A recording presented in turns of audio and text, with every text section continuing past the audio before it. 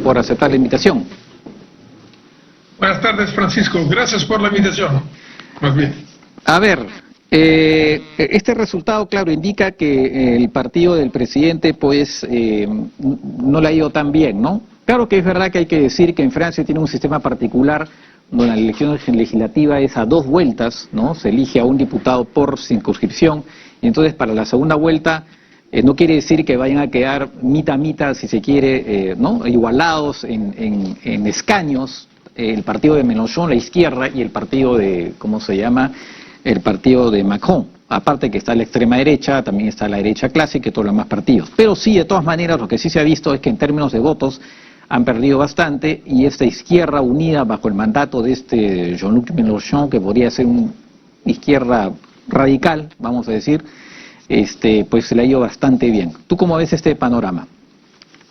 Correcto, Francisco. Mira, quiero añadir otro elemento de análisis. La gran abstención. Por primera vez desde el origen de la Quinta República, entonces, desde 1958, en Francia, con relación a elecciones del Parlamento, se ha llegado a la abstención del 53% de los electores. Es un dato histórico, negativo claramente, que se repercute en el resultado electoral de la primera vuelta. Porque si vamos a ver, la lista ensamble de Macron logró solo el 25,75% de los votos válidos emitidos, cuando en 2017 logró superar el 30%. Ahora la coalición de Mélenchon, ¿no?, la nueva Unión Popular Ecológica y Social, está muy cerca, hay una diferencia de solo 21.000 votos, está a 25,66%, y después se va a encontrar la ultraderecha, el reagrupamiento nacional, con un 18,68% de votos. Entonces hay 3 posibilidades. Porque, como correctamente se ha dicho, el sistema francés de 2 vueltas, con sistema mayoritario, es un poco más, es complejo. Entonces no es posible una proyección ahora en base a la primera vuelta, una proyección clara. Tenemos 3 escenarios distintos. Es posible que la lista ensamble de Macron pueda aglutinar los indecisos, moderados. Entonces, de esta manera, Macron podría lograr la mayoría absoluta de los escaños en la Asamblea Nacional. Es decir, 289 escaños de los 577. Si eso no va a ocurrir, la situación va a ser compleja. ¿Por qué? Porque no puede gobernar solo. Y por esta razón no podría tener un gobierno monocolor. Y se abren las 2 hipótesis alternativas. Sí, la nueva Unión Popular Ecológica y Social de Mélenchon logra la mayoría absoluta. En este caso, Macron debería nombrar Mélenchon como primer ministro. Y se abriría una fase de cohabitación. Pero cuidado, porque en base al Instituto IFOP, una encuestadora francesa, prácticamente alrededor del 69% de los franceses está en contra de Mélenchon primer ministro. Finalmente hay otra hipótesis posible, es decir, si Macron no logra la mayoría absoluta de los escaños, pero tampoco Mélenchon, Macron podría aliarse con el sector más derechista que ha quedado, y de esta manera gobernar, pero de una manera mucho más moderada con respecto al programa que quería actuar, programa de gobierno. Ese es un dato que hay que tener en cuenta. Hay 3 hipótesis, entonces. De acuerdo, efectivamente, ¿no? Y además, como se dice que podría formarse una especie de frente de anti-Mélenchon que podría movilizar a los electores para el próximo domingo, y eso favorecer efectivamente a Macron. Ahora, lo interesante también es que la derecha clásica, que casi había desaparecido de la elección presidencial, en gran parte, finalmente, bueno, se mantiene como la cuarta fuerza y digamos que logra más o menos subsistir, y me refiero a esa derecha histórica de Francia, que ha estado gobernando Francia en alternancia con el Partido Socialista, ¿no? finalmente logra hasta cierto punto mantener una relativa fuerza, ¿no? Correcto, se trata de la derecha de tradición golista, para entendernos. Entonces, efectivamente, pudo no ir adelante y tener un cierto grado de representación, tendrá un cierto grado de representación, pero como has dicho correctamente, Francisco, se trata de la cuarta fuerza. Es decir, a pesar de obtener seguramente unos escaños, esta fuerza política, que había sido una fuerza dominante, junto al Partido Socialista, se ha reducido muchísimo. Y eso se debe también a la política de Macron. Porque ya durante los otros comicios electorales del año 2017, él había, a propósito, polarizado más el escenario electoral para proponerse como fuerza moderada. De esta manera, muchísimos electores de la derecha tradicional se han acercado más a él que no a Le Pen. Eso ha ocurrido. Entonces hay que pensar también a la gran estrategia de Macron, que ha drenado votos, tanto en la derecha como en la izquierda, ojo, para cautivar el electorado moderado de derecha y de izquierda, y parece que lo ha logrado. Solo que ahora él también es bastante impopular, sobre todo en un sector de la población francesa. ¿Por qué? Porque no ha cumplido todo lo que había prometido durante su gobierno anterior, y no solo, también por otro tema. Recordarás cómo hemos tenido una gran conflictividad social durante el primer gobierno de Macron, porque el mandatario quiso gobernar sin tener en cuenta las partes sociales y sin dialogar con las partes sociales. Por esta razón hemos tenido el fenómeno de los chalecos amarillos, ¿no? Los gilets jaunes, por ejemplo.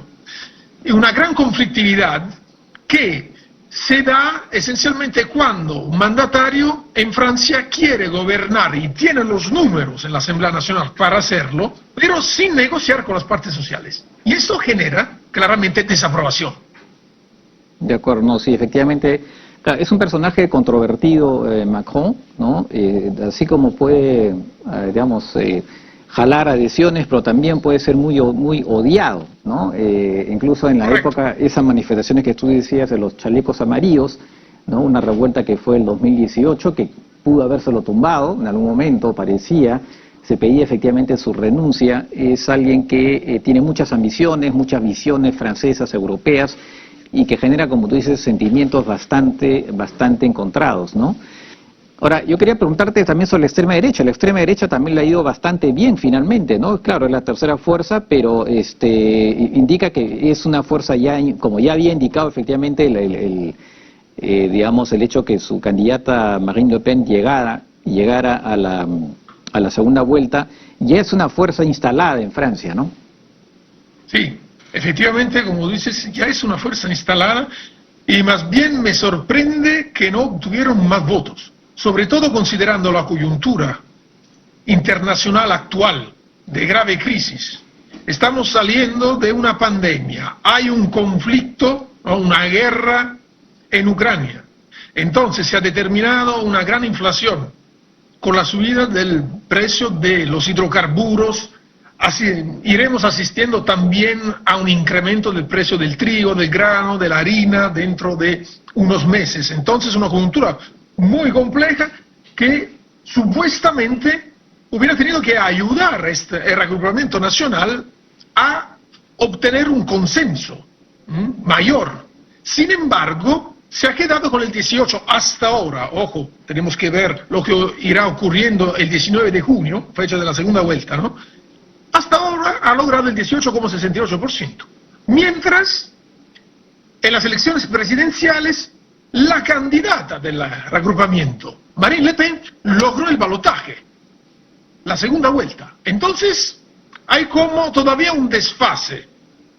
Es decir, este reagrupamiento nacional está creciendo, sobre todo la lideresa ha logrado otra vez llegar a balotaje, pero como fuerza de la Asamblea Nacional todavía no se acercan a ser una bancada futura que pueda hacer la diferencia por ahora.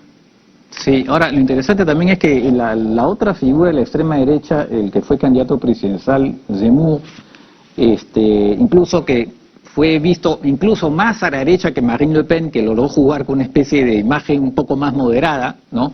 Él parece que no ha llegado, ni siquiera se ha clasificado para el segundo turno, o sea, para la segunda vuelta, quiero decir, o sea, parece que esa fuerza, pues, ahí sí parece que ha perdido bastante posición, ¿no? Efectivamente. Y recuerda también, cuando hubo la primera vuelta, que Zemmour prácticamente se pensaba que iba a obtener un número de votos mayor. Si no recuerdo mal, no logró ni el 5%. Entonces, su resultado como candidato en la primera vuelta no ha sido de los mejores.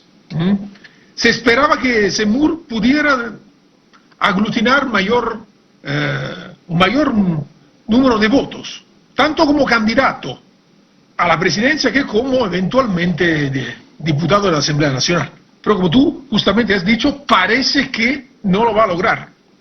Sí. Entonces, finalmente Marine Le Pen se va presentando como la candidata de extrema derecha que tiene más credibilidad y mayor respaldo hasta ahora.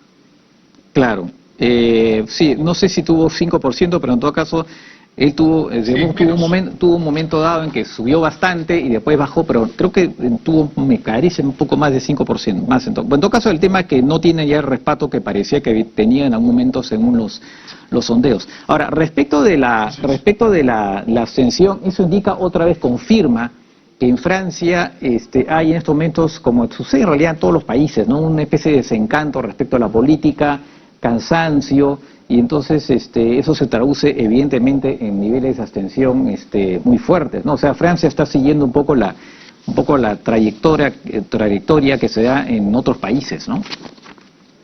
Sí, efectivamente, como había comentado antes, la abstención del 53%.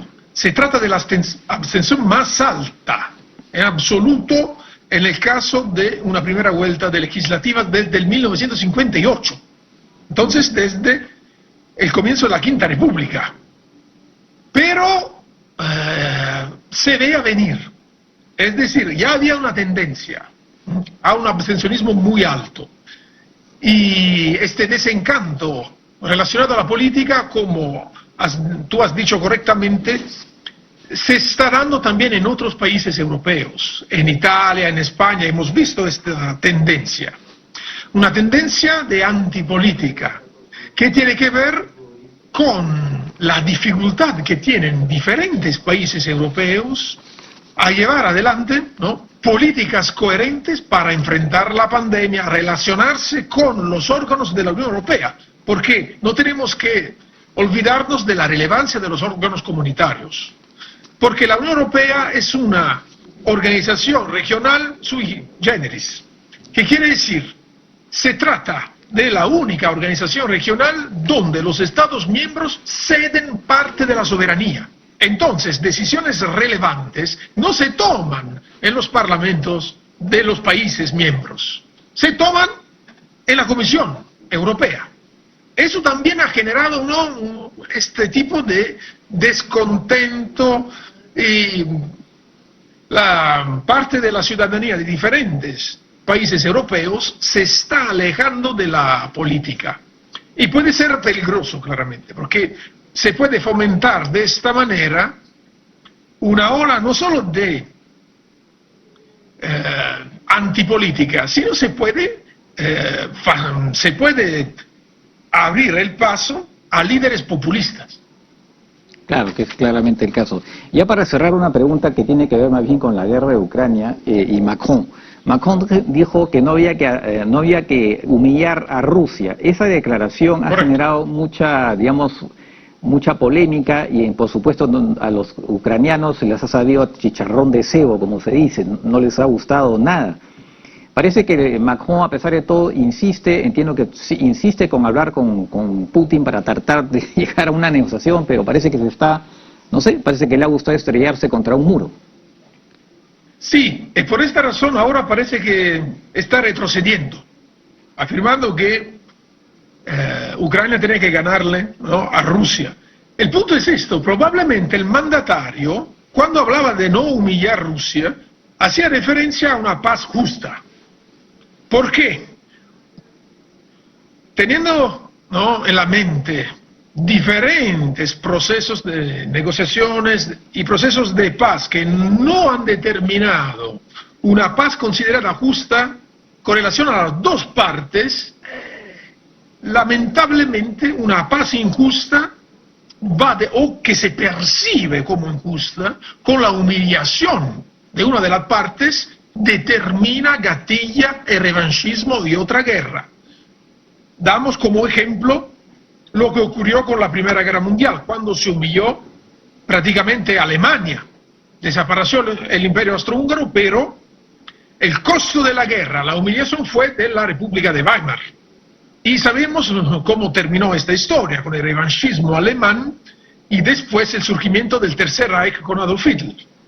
Entonces, yo creo que la referencia de Macron sea una paz justa, sin humillar a nadie, solo que en la actualidad, considerando lo que está ocurriendo en el campo de batalla, no veo factible ahora una negociación, porque hasta que una de las dos partes cree que pueda ganar y tener una posición de ventaja, no va a negociar. Entonces, por ahora la situación la veo bastante difícil. Y el mandatario francés está asumiendo una postura un poco más asertiva y más crítica hacia Rusia con respecto a la abertura que habían con anterioridad. Claro, porque una paz justa, o sea, la idea es que básicamente es que los rusos dejen el territorio ucraniano, eso sería lo justo, no sería que se queden con parte del territorio conquistado, no, digo yo. O sea, no sé Claro. no sé en qué está pensando Macron realmente, pues esa es la idea, que los rusos salgan de donde están, ¿no? Y se vayan a su país, no que sean conquistados como pasó, o que tengan presencia extranjera como tuvieron los alemanes un tiempo después de la Primera Guerra Mundial, ¿no? En fin, es un tema muy complejo que efectivamente, además eso se suma a los pedidos del presidente de Ucrania, Zelensky, que pide precisamente más armas, más apoyo, porque en estos momentos las tropas rusas avanzan lentamente, con mucha dificultad, pero mal que bien están avanzando, ¿no? Y eso es lo que está está creando serios problemas al presidente Zelensky. Bien, Francesco, gracias por estas opiniones. Pues nada, vamos a ver qué pasa el próximo domingo y qué resulta, y si eventualmente logra Macron arrancar una mayoría absoluta o en todo caso una mayoría cerca de la absoluta. Gracias nuevamente. Muchas gracias.